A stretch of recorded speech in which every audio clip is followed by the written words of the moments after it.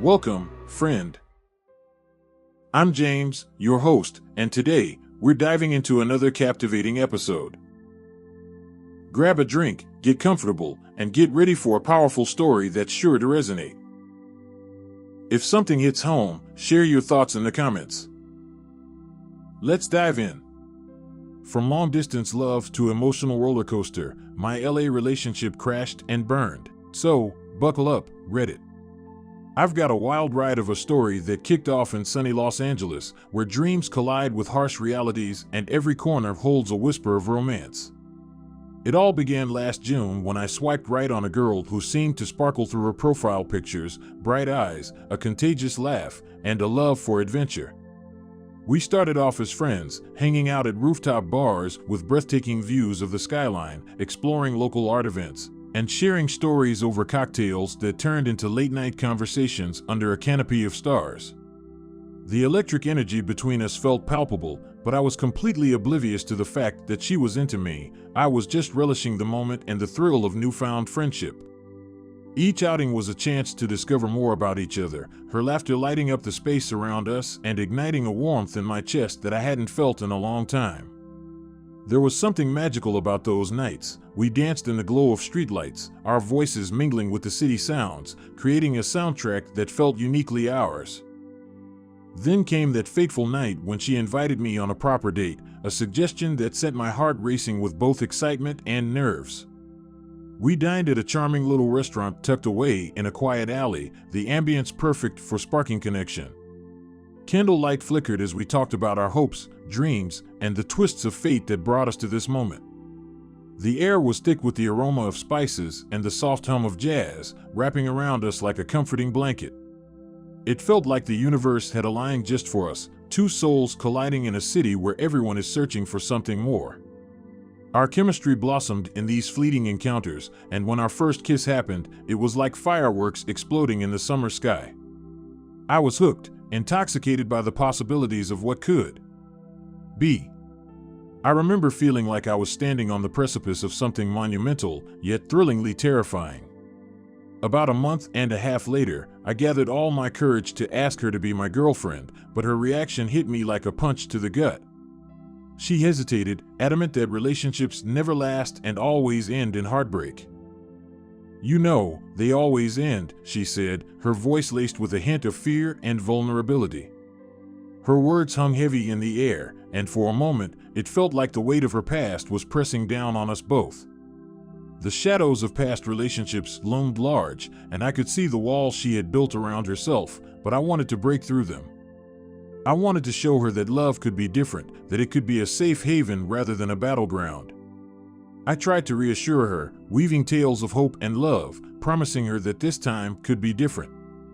After an emotional talk filled with laughter and vulnerability, we made it official, and it felt like a victory against the odds. Little did I know that I was stepping into a relationship that would test my heart and sanity in ways I had never anticipated. For 6 months, we danced around the long-distance dynamic, a whirlwind of late-night FaceTimes and dreamy weekend visits that painted a picture of bliss. Each call became a lifeline, a moment where we could share our worlds despite the miles that separated us. We created a world of our own, filled with shared playlists, inside jokes, and whispered secrets that felt like they belonged only to us. Every message felt like a thread weaving us closer together, and every "I love you" exchanged felt like a promise wrapped in sincerity. The anticipation of each visit built a beautiful tension between us, where every moment together felt precious and fleeting. But looking back, there was a moment I brushed off that I should have taken seriously, a warning sign lurking beneath the surface. I came to LA for a longer visit, excited to spend 4 to 5 days with her instead of the usual 3. I felt like I was finally stepping into her world, only to be met with confusion when she seemed overwhelmed and announced she needed space. The rejection stung like ice water on my skin, and I let her go, believing that she needed to breathe. Hours later, she returned, claiming she regretted her decision, and I breathed a sigh of relief, but deep down, a nagging feeling remained. In February, seeking to escape the monotony of my life overseas, I moved to her city with dreams of building a life together, fueled by the exhilarating rush of love and anticipation. The first few weeks were magical. She visited me almost every day, her laughter echoing through my apartment as we spent lazy afternoons cooking together, watching movies, and planning our future. Each shared meal felt like a celebration of our love, her smile lighting up the kitchen as we attempted new recipes and playfully argued over the best way to make pasta. Those moments were like a canvas where we painted our future, each laugh and shared glance adding color to the picture. It felt like we were constructing a beautiful tapestry of shared experiences, but as the semester began, the thrill of spontaneity faded and the vibrant colors of our relationship began to dull. The stress of her classes weighed heavily on her, and the demands of her academic life seemed to overshadow our connection. I watched as she sank deeper into her studies, her phone buzzing with messages from classmates, while I felt increasingly like a distraction rather than a partner. She began to drift, slipping away like sand through my fingers, and I felt a sense of impending doom settling over me. Suddenly, I was left standing in the shadows, desperately trying to schedule time together. "Can we do dinner next week?" I'd ask, but her responses grew colder and more distant, excuses piling up like empty takeout containers. As summer approached, I confronted her during one of our increasingly rare meetups. "I see what's happening," I told her one evening, the setting sun casting a melancholic glow through my window, mirroring the sadness I felt in my heart. "You're emotionally unavailable. I need to see you at least once a week, and I think you should consider therapy." My words hung in the air, heavy with unspoken fears. I was grasping at straws, hoping to revive the love that felt like it was slipping through my fingers. It was a desperate plea, filled with the weight of my unspoken fears. I wanted her to understand that I didn't just want to be a part of her life, I wanted to be someone she could rely on, someone who would stand by her side through the chaos. Her response was chilling. She looked at me, expressionless, as if I were a stranger in her life. "Let's just be friends," she suggested, her voice devoid of emotion, and it felt like she was dismantling the fragile connection we had built. "No," I said firmly, my heart pounding in my chest. "That's not happening. I love you, but I have to choose myself." In that moment, I could see her breaking, tears welling in her eyes as the reality of my words sank in. The tension hung between us like a storm cloud, thick and suffocating. I didn't want to hurt her, but I was terrified of losing myself in the process. I needed her to know that I had boundaries, that I couldn't continue to chase her when she seemed to be running away. But hours later, she showed up at my doorstep at 1 a.m., sobbing and pleading that breaking up was a mistake, that she wanted to try again. My heart raced with a mixture of hope and trepidation. Could we really find our way back from this? We went through a roller coaster of emotions over the next 3 months. At first, it seemed like the storm had passed. We were seeing each other twice a week and even enjoyed a week-long vacation that felt like a second honeymoon. We explored the hidden gems of LA, creating new memories as we strolled along the beach at sunset, sharing ice cream and basking in the warmth of our love. I can still picture the way her hair danced in the ocean breeze as we laughed and chased each other down the shore, our footprints washing away with each wave. We indulged in lazy brunches and romantic dinners, filling our days with laughter and adventure. It felt like we were wrapped in a bubble of happiness, where the worries of the world faded away. But as soon as we returned, I sensed the dark clouds gathering once more. She started pulling away again, overwhelmed by life, but refusing to voice her feelings, leaving me feeling like I was walking on eggshells, trying to piece together the fragments of her heart. I felt the cracks forming in our once solid foundation, but each time I tried to address it, she seemed to retreat further into her shell. One night, after an event she had meticulously planned, I waited for her, excitement bubbling inside me like a kid on Christmas morning. Instead of celebrating together, she vanished into thin air. My heart raced with panic as I texted her, desperately searching for an explanation. I could feel the anticipation morphing into anxiety, each passing minute stretching like an eternity. When she finally called, her version of events twisted the reality I'd lived. It was baffling. She turned the blame onto me, as if I were the cause of her stress. My stomach dropped as confusion washed over me, and I tried to make sense of her words, but everything felt disjointed, like pieces of a puzzle that didn't quite fit. The days turned into an agonizing blur, filled with unanswered messages and an overwhelming sense of dread. I noticed her leaving me on scene 4 hours, a stark contrast to our once vibrant conversations. Each silence felt like a dagger, piercing through the remnants of our connection, and I felt as if I were slowly fading away into the background of her life. My heart ached with the realization that I was becoming more of an afterthought than a priority, and it left me feeling desperate and alone. When we finally met again, the conversation felt more like a chore than a reunion. We sat across from each other in a coffee shop that had once been our favorite spot, the barista crafting lattes with heart designs, while I struggled to form words. The warm, inviting atmosphere contrasted sharply with the heaviness that filled our table.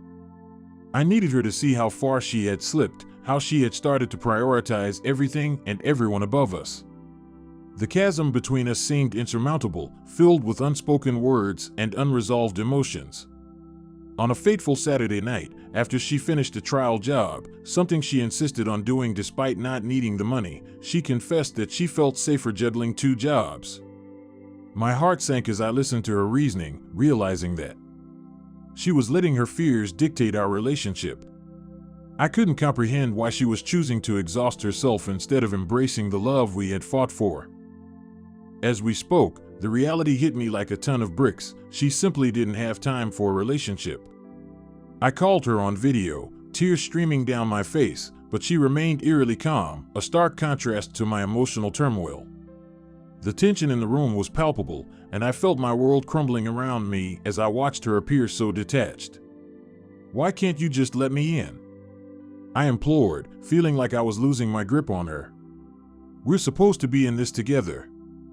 But my words felt like whispers in a tempest. She seemed lost in her own turmoil, unable to hear me. "We can talk about this tomorrow," I suggested, hoping to avoid any impulsive decisions that could sever the last threads binding us together. She arrived the next day, her presence heavy in the air, filled with unspoken words and unresolved emotions. It was as if the walls she had built around her heart had thickened overnight. We talked about everything that had been weighing on us, and I finally laid it bare. "You're emotionally unavailable. I can't keep doing this." My heart raced as I spoke, each word a painful reminder of how far we had fallen. I poured my heart out, and the tension in the room thickened as I watched her face change, the wall she had erected slowly crumbling under the weight of our shared pain. She wanted to take a break, but when I asked what that meant, she just stared blankly, as if the concept of a break was a foreign language. It felt like we were speaking 2 different dialects of love, and I was terrified of what that meant for us. "I guess we're breaking up," I finally said, my voice cracking under the weight of the moment. The words hung in the air, heavy and suffocating. In that moment, it felt as if time had stopped. I was no longer just fighting for her, I was fighting for myself, trying to preserve what little dignity I had left. Suddenly, she transformed. It was as if someone flipped a switch. She wiped my tears away, hugged me tightly, and whispered that this wasn't the end. "You're so important to me," she said, her voice softening, and for a moment, I felt a flicker of hope rekindling within me. But as the days turned into weeks, I found myself trapped in a cycle of emotional whiplash. We'd have moments of closeness, where everything felt right again, only to be followed by her retreating into her world of stress and anxiety. I was caught in a game of push and pull, never knowing when she would decide to lean in or pull away. There were nights where we'd talk until the sun began to rise, laughter echoing in the darkness, and then days where silence filled the space between us like a thick fog. I started to feel like I was losing my grip on reality, questioning whether the love we shared was ever truly there or merely a fleeting illusion. Then came that pivotal night when she planned to meet up with friends after a long week. I thought it would be a great opportunity for us to reconnect afterward, but as the hours ticked by, my phone remained silent. I texted, called, and waited, but she vanished again, leaving me in a limbo of uncertainty. When she finally responded, it was with an air of nonchalance that left me reeling. "Oh, I just went out for drinks. Didn't think to let you know," she said, her words slicing through me. I felt my heart drop. It was as if she had dismissed me, as if I were an afterthought in her life. Frustrated and hurt, I confronted her the next day. "Why do I feel like I'm the last person on your mind?" I asked, my voice trembling with pent-up emotion. "You say I'm important to you, but your actions don't reflect that." I watched as her expression shifted, the walls rising again, and I felt helpless. We spiraled into another argument, a painful back and forth filled with accusations and misunderstandings. It felt like we were trapped in a vicious cycle, unable to break free from the patterns that had ensnared us. After what felt like an eternity of fighting, we finally came to a tentative truce. "Maybe we just need time apart," she suggested, her voice barely above a whisper. I nodded, the weight of her suggestion settling heavily on my chest. It felt like the air had been sucked out of the room, and I realized that this might be the beginning of the end. The thought sent a wave of despair crashing over me. I wanted so desperately to fight for us, to reignite the spark that once burned so brightly, but I didn't know if I had the strength left to do so. In the weeks that followed, I focused on myself, trying to regain some semblance of normalcy. I spent time with friends, threw myself into work, and attempted to fill the void she left behind. Yet, no matter how hard I tried, her absence loomed large, a shadow that clung to my thoughts. I missed our late-night talks, our playful banter, and the comfort of knowing she was just a text away. I started questioning everything. Was I being selfish for wanting more from her? Was it wrong to want to be her priority? Eventually, we met up again, both of us treading cautiously around the emotional minefield we had created. "I miss us," I confessed, my heart racing as I spoke. "I just want to understand what happened." Her eyes softened, and for a fleeting moment, I could see the girl I fell in love with. She looked down, her fingers twisting nervously. "I don't know how to balance everything," she admitted, vulnerability seeping into her voice. "I thought I could manage it all, but I feel like I'm drowning." It was a moment of clarity, a glimpse into her struggles that I hadn't fully understood before. I reached out, taking her hands in mine, trying to bridge the gap that had grown between us. "I'm here for you. I always have been. But we need to figure this out together," I urged. The sincerity in my voice hung in the air, and I hoped it would be enough to pull her back from the edge. But then, as if a switch had flipped once more, she withdrew again. The warmth faded, replaced by the familiar chill of emotional distance. "Maybe we should take a break," she said, her eyes darting away from mine, as if she couldn't bear the weight of my gaze. My heart shattered at her words, and I fought to keep my composure. "Is this really what you want?" I asked, my voice barely above a whisper. "I just need time to figure things out," she replied, her expression unreadable. And just like that, I was left standing alone in the bustling streets of LA, a city once filled with promise now echoing with the emptiness of lost love. The sun dipped below the horizon, casting a golden glow that felt bittersweet against the backdrop of my heartache. I couldn't shake the feeling that I was losing not just her, but a part of myself as well. Days turned into weeks, and I found myself spiraling into a dark place. I missed her terribly, replaying our memories over and over in my mind like a broken record. I would catch myself looking at our old photos, tracing the smiles we once shared, wondering if we could ever find our way back. I questioned if I had done enough, if I had fought hard enough for our love. I felt lost in a sea of uncertainty, the waves of doubt crashing against my spirit. Finally, one fateful evening, she texted me, asking to meet. My heart raced with anticipation and anxiety as I prepared for what could either be a chance for redemption or the final nail in the coffin of our relationship. We met at a quiet cafe, the familiar scent of coffee mingling with the tension in the air. "I've been doing a lot of thinking," she began, her voice hesitant but firm. "And I realized that I can't keep running away from my problems." I felt a flicker of hope ignite within me, and I leaned in, hanging on her every word. "I want to try," she continued, her eyes meeting mine with sincerity. "But I need you to understand that it's going to take time." I nodded, relief washing over me. "I'm willing to wait. We can take it slow," I assured her, the words spilling from my lips with a sense of urgency.